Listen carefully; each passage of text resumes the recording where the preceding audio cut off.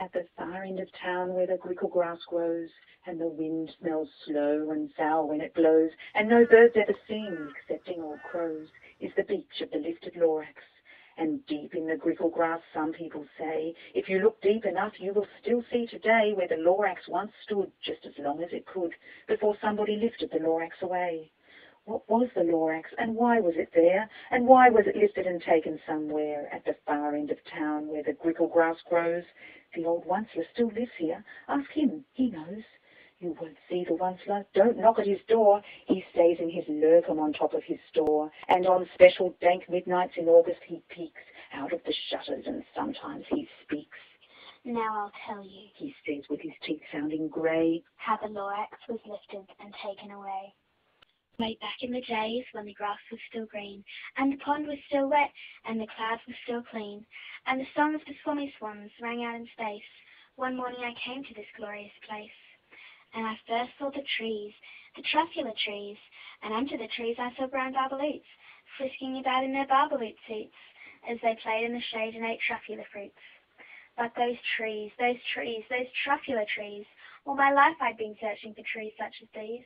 The touch of their tufts were much softer than silk, and they had the sweet smell of fresh butterfly milk. In no time at all I had built a small shop, that I chopped down a truffula tree with one chop, and with great skilful skill, and with great speedy speed, I took the soft tuft, and I knitted a sneed. The instant I finished, I had a gazump. I looked, I saw something pop out of the stump of the tree I chopped down. It was sort of a man. Describe him? That's hard, I don't know if I can.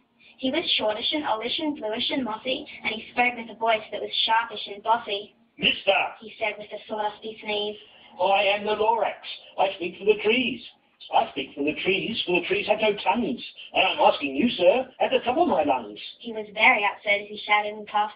What's that thing you've made out of my truffula tuft? Look, Lorax, I said, that's no cause for alarm. I've chopped just one tree. I'm doing no harm. I'm being quite useful. This thing is a sneed. A sneed's a fine something that all people need. The Lorax said, Sir, you are crazy with greed. There is no one on earth who would buy that fool sneed. But the very next minute a chap came along, and he thought that the sneed I had knitted was great. He happily bought it for $3.98. I laughed at the Lorax. You poor stupid guy. You never can tell what some people will buy. I repeat, cried the Lorax, I speak for the trees. I'm busy, I told him. Shut up if you please. And in no time at all, in the factory I built, the whole Onceler family was working full tilt. Then, oh baby, oh how my business did grow. Now chopping one tree at a time was too slow. So I quickly invented my super axe hacker, which whacked off 4 truffula trees at once, racker. The very next week, that Lorax, he knocked on my new office door. He snapped, I am the Lorax who speaks for the trees, which you seem to be chopping as fast as you please. But I'm also in charge of the brown barbaloots, who played in the shade in their barbaloot suits. Now, thanks to your hacking my trees to the ground, there's not enough truffula fruit to go round, and my poor barbaloots are all getting the crummies, because they have gas and no food in their tummies. They loved living here, but I can't let them stay. They'll have to find food, and I hope that they may. Good luck, boys, he cried, and he sent them away. I, the Onceler, felt sad as I watched them all go. But business is business, and business must grow, regardless of crummies and tummies, you know. I meant no harm. I most truly did not, but I had to grow bigger, so bigger I got. I went right on biggering, selling more needs, and I figured my money, which everyone needs. Then again he came back. I was fixing some pipes when that old nuisance Lorax came back with more gripes. I am the Lorax. He coughed and he whiffed. He sneezed and he snuffled. He snuggled, he sniffed. Onceler, he cried with a crofulous croak. Onceler, you're making such smogulous smoke.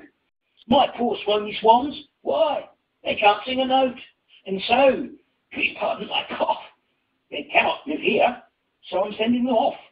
Where will they go? I don't hopefully know. What's more, snapped the Lorax, his dander was up. Let me say a few words about glubbity-glub. Your machinery chugs on, day and night without stop, making glubbity-glub, also shoppity-shop. And what do you do with all this leftover goo? I'll show you, you dirty old once-a-man you. And then I got mad. I got terribly mad. I yelled at the Lorax. Now listen here, Dad. All you do is yap yap and say bad, bad, bad.